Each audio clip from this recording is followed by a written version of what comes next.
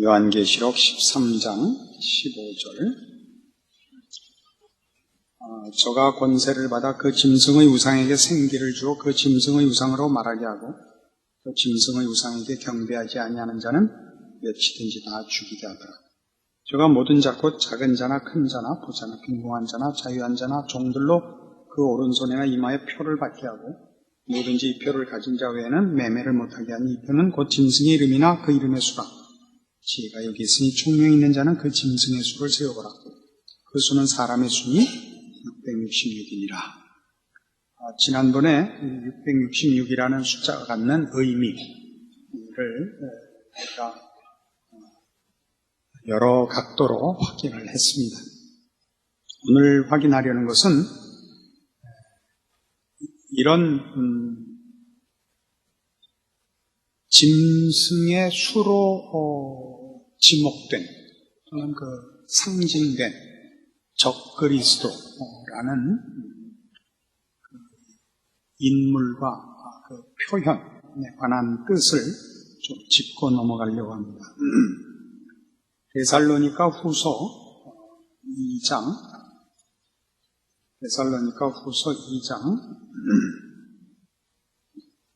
1절 말씀부터 신약성경 335페이지입니다. 형제들아 우리가 너희에게 구하는 것은 우리 주 예수 그리스도의 강림하심과 우리가 그 앞에 모임에 관하여 혹 영으로나 혹 말로나 혹 우리에게서 받았다 하는 편지로나 주의 날이 이르렀다고 동심하거나 두려워하거나 하지 아니할 그것이라. 누가 아무렇게 하여도 너희가 미혹하지 말라. 먼저 배도하는 일이 있고 저 불법의 사람 곧 멸망의 아들이 나타나기 전에는 이르지 아니하리니 저는 대적하는 자라. 범사 일컫는 하나님이나 숭배함을 받는 자 위에 뛰어나 지존하여 하나님 성전에 앉아 자기를 보여 하나님이라 하느니라. 여기에 등장하는 사도 바울의 종말에 관한 가르침의 요점은 종말에 대하여, 마지막 때에 대하여 미혹되거나 쉽게 동요하지 마라. 마지막 날은 적그리스도가 출현을 한 후에야 온다 라고 해서 여기서 적그리스도를 설명을 하려고 언급을 한 것이 아니라 마지막 때를 확인하는, 마지막을 우리가 인식할 수 있는 분명한 증거로 적그리스도의 출현을 여기 설명하고 있습니다. 3절에 있는 바와 같이 배도하는 일이 있고, 먼저 배도하는 일이 있고, 저 불법의 사람 곧 멸망의 아들이 나타나기 전에는 이르지 아니한다 이거죠. 불법의 사람, 멸망의 아들.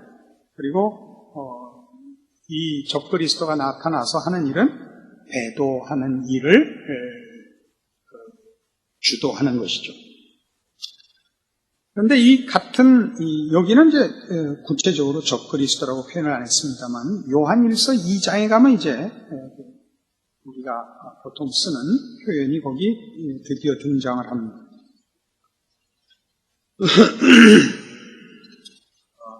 신약성경 389페이지 요한일서 2장 18절입니다. 아이들아 이것이 마지막 때라. 적그리스도가 이르겠다 함을 너희가 들은 것과 같이 지금도 많은 적그리스도가 일어났으니 이러므로 우리가 마지막 때인 줄 아노라. 아까 데살로니가 후서 2장에서 본 사도 바울의 가르침에는 종말에 관하여 너무 동요하지 말고 마지막 때를 분별하기 위해서는 그 전에 적그리스도가 등장을 해야 된다는 걸 잊지 말아라 라고 얘기를 했고, 이 사도 요한의 서신에서는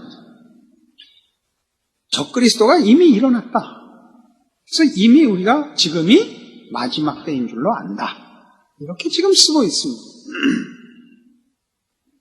근데 이 적그리스도 그러면 우리는 최종적으로, 그러니까 역사의 맨 끝에 예수님 재림하시기 직전에 등장하는 최고의 하나님과 성도들을 반대하는 세력의 지도자로서 인식하고 있습니다만은 지금 여기 요한일서 2장 15로 표현된 것을 이해하자면 적그리스도는 어느 시대나 있었던 하나님과 성도들을 반대하는 세력을 주도하는 어떤 권세를 가진 인물, 이렇게 얘기할 수 있다는 것을 이해하게 되실 것입니다.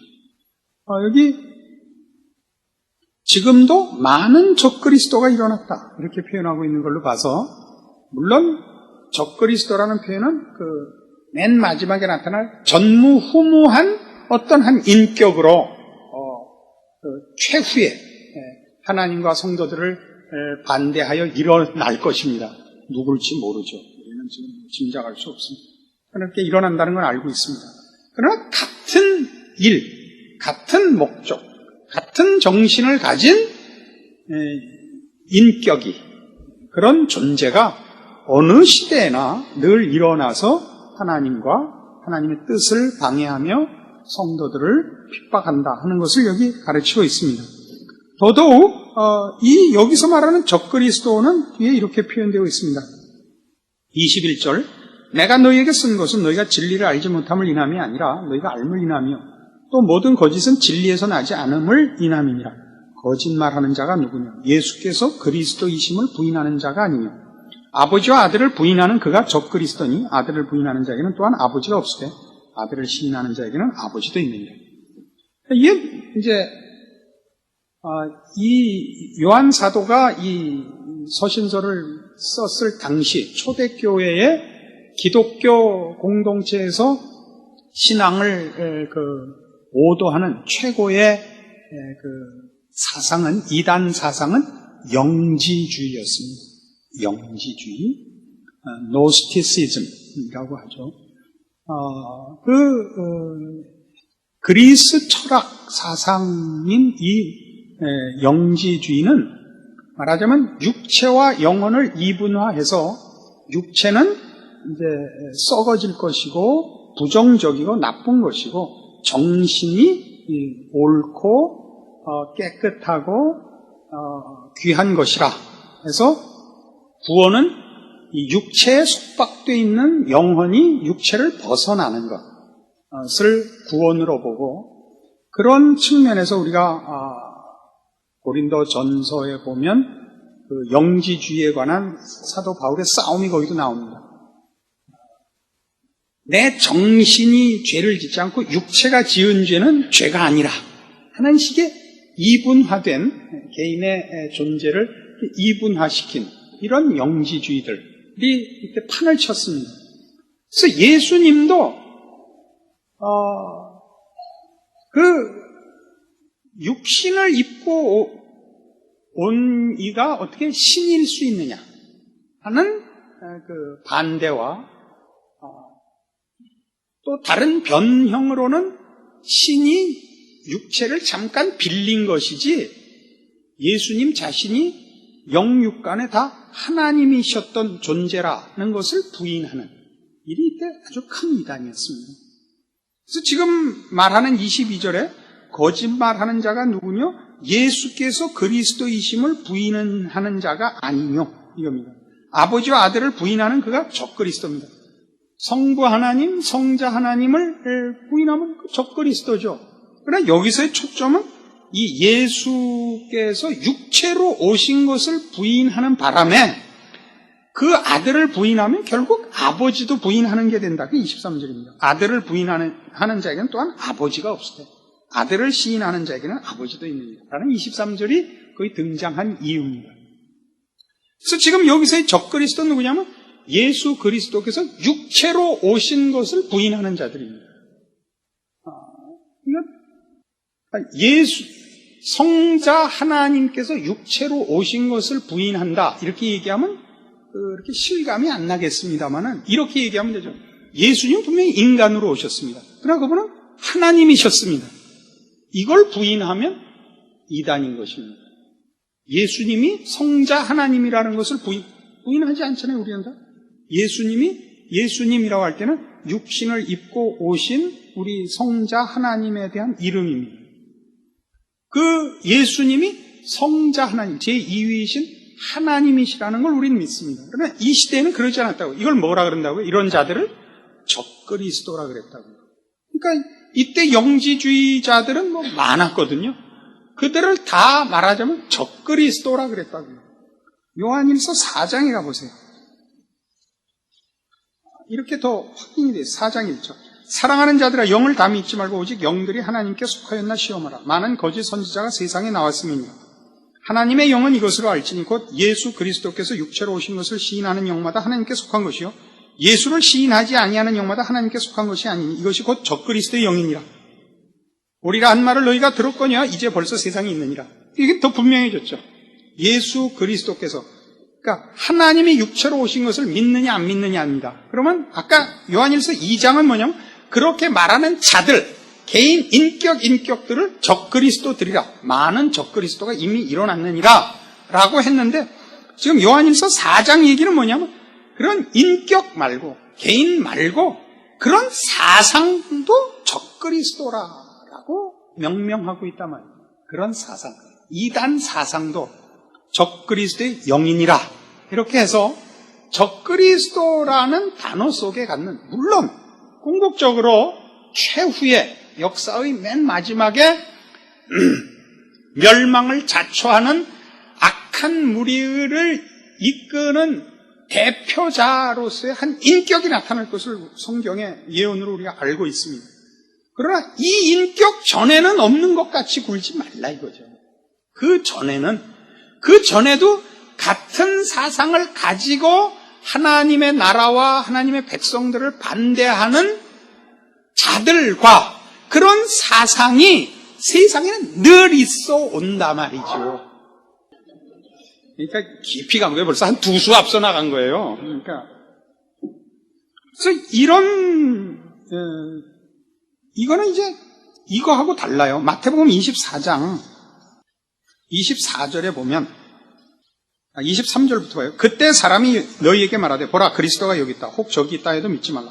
거짓 그리스도들과 거짓 선지자들이 일어나 큰 표적과 기사를 보여 할 수만 있으면 택하신 자들도 미혹하게 하리라.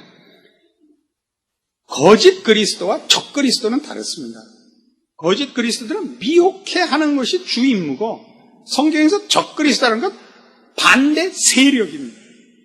반대 세력.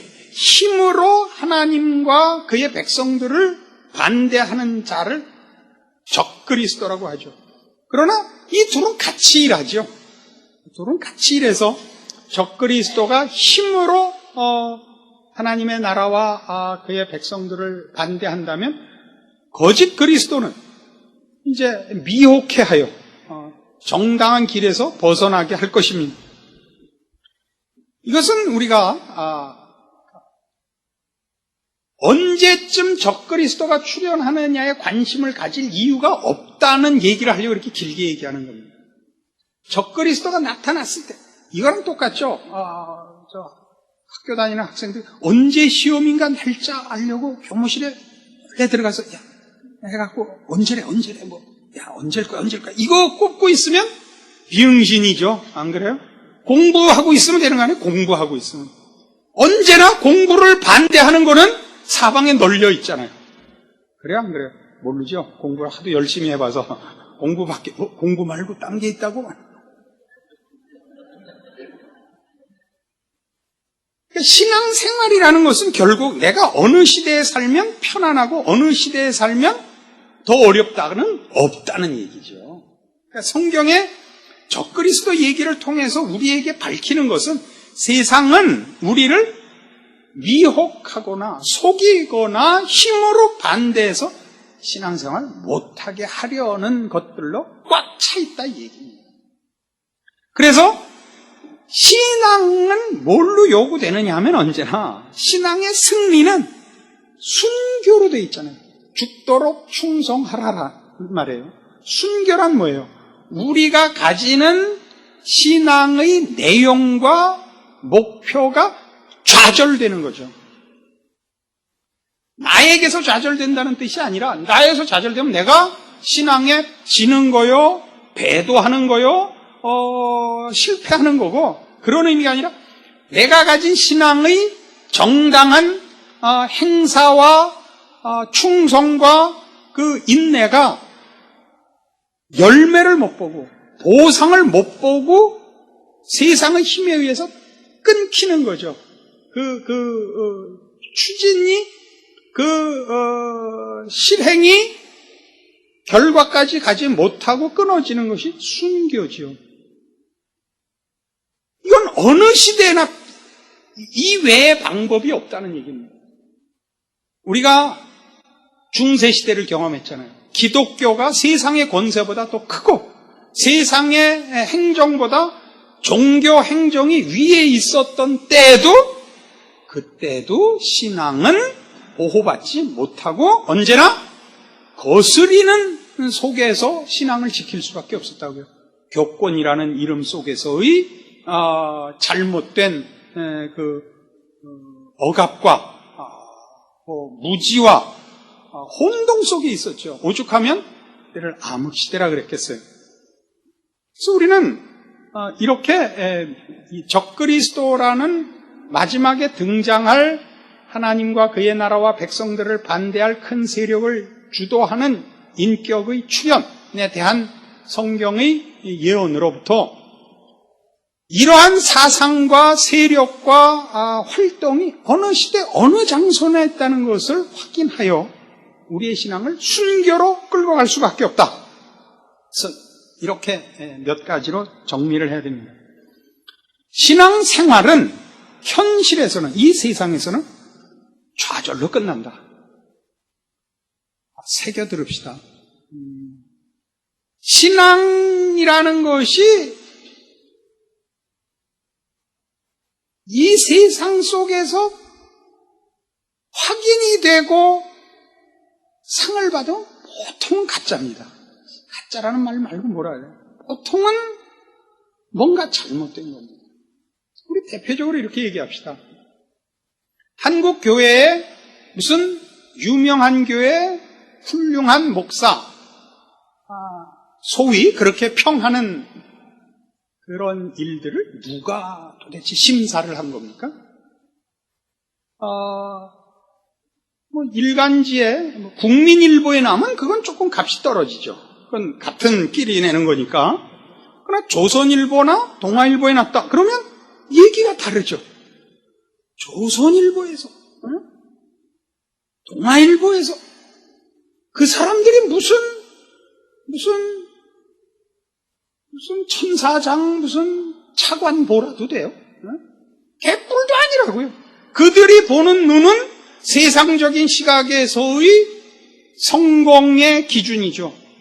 많은 영향, 많은 사람에게 어필하는 것. 지금 어떤 교회나 어떤 목회자를 공격하자고 이 얘기를 하는 게 아니라, 말하자면 그런 식으로는 절대 보상이 되지 않으며, 그런 보상에 관한 것을 우리가 우리 머릿속에서 이렇게 끊어야 되는 이유는 그 보상이 우리의 신앙이 편해지기를 바라는 차원에서 우리 마음에 끊임없이 유혹이 된단 말이에요.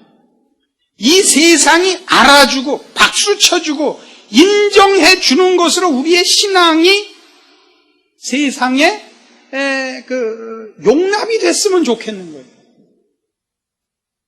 이렇게 차 타고 가다 접촉사고가 났는데, 나 교인이에요. 그럼, 교인이시죠. 그럼 알았습니다. 제가 알아서 전화할게요. 그럼 거기서 정직하게, 반바가 조금 깨졌지만 그냥 반 참고 붙이고 참겠습니다. 이렇게 해주기를 바란단 말이에요. 신자라는 이름을 말하면. 그게 아니라 신자 이랬더니 신자예요?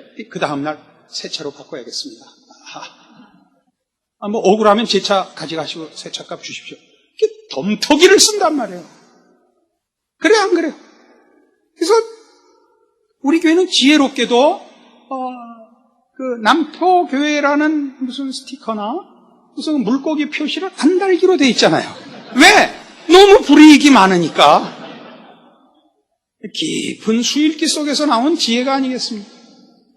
세상은 그렇다고요. 그러니까 우리가 우리의 신앙을 가짐으로써 우리도 모르게 세상에다 그 요구를 하나님 앞에 하는 거예요. 하나님, 내가 진심을 가지고 있고 내가 목숨을 걸고 있지 않습니까? 그러면 이런 것들은 면하게 해주고 보호해 주셔야 되지 않습니까? 는 말하자면 적그리스도가 출현하리라 라고 성경이 예언한 말씀이 갖는 내용 속에 포함된 경고들과 설명들을 놓치고 있는 거란 말입니다. 알아들었을까?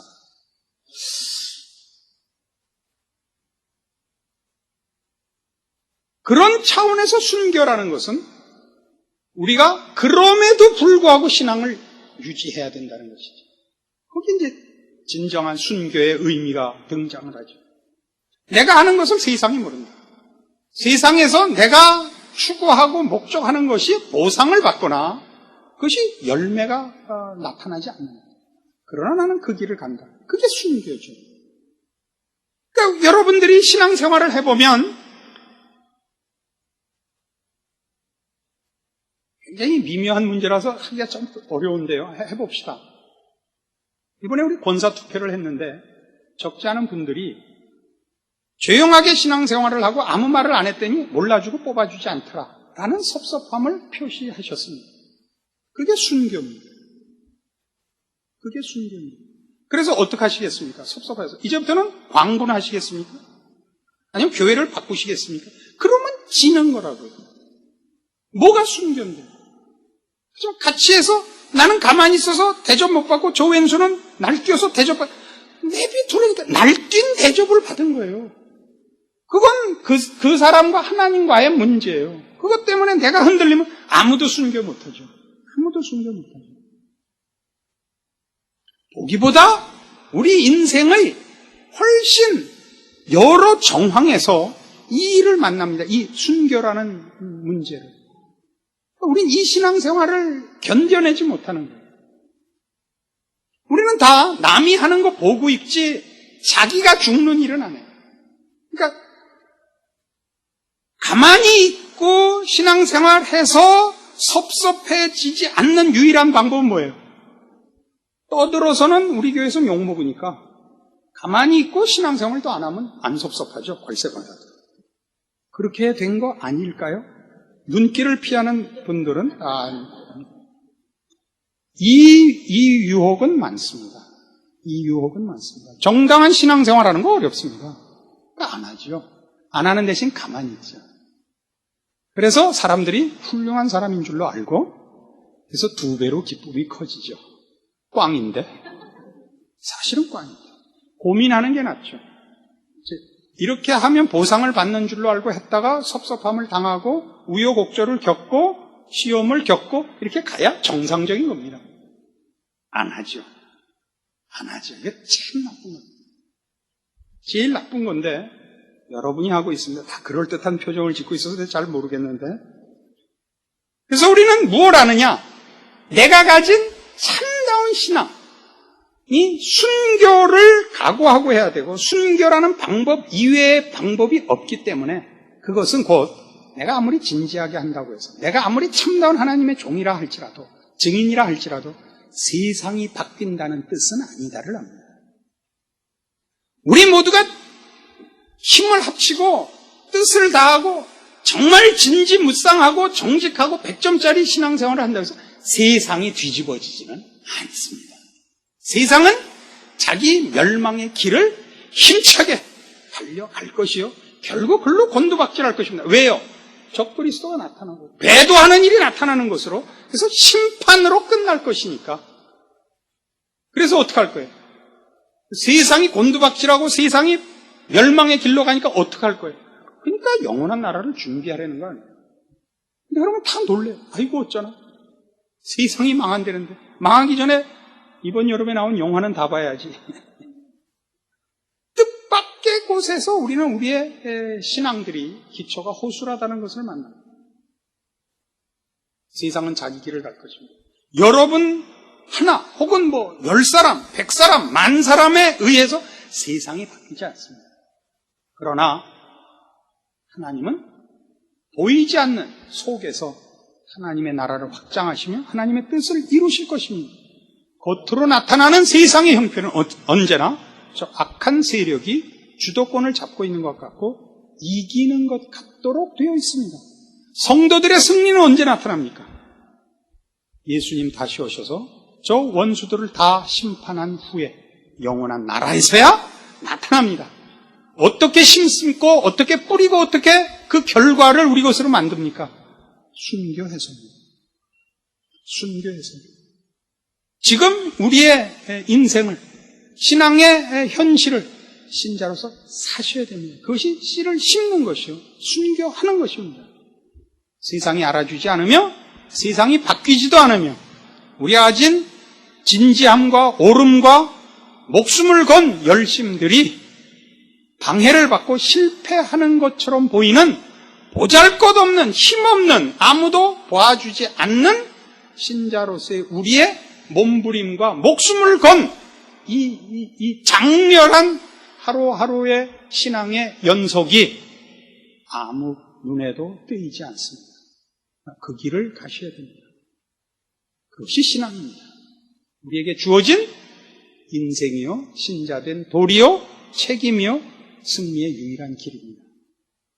우리는 오늘 적그리스도의 출현을, 그 예언을, 그 확실한 예언을 놓고 우리가 어떻게 살아야 하는가를 확인했습니다.